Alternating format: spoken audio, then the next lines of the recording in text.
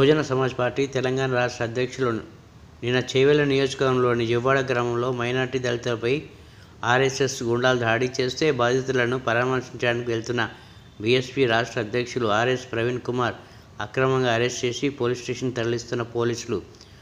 దానికి నిరసనగా బహుజన సమాజ్ పార్టీ సిద్దిపేట నియోజకవర్గ కమిటీ ఆధ్వర్యంలో ఈరోజు సిద్దిపేట పట్టణంలో స్థానిక అంబేద్కర్ సర్కిల్ దగ్గర రాస్తారోకో నిర్వహించారు. మైనార్టీ దళితులపై ఆర్ఎస్ఎస్ గుండాలు దాడి చేస్తే ఇప్పటి వరకు ఒక్కరిని కూడా అరెస్ట్ చేయకుండా చోద్యం చూస్తున్న పోలీసులు తక్షణమే దాడి చేసిన వారిని అరెస్ట్ చేసి జైలుకు పంపాలి.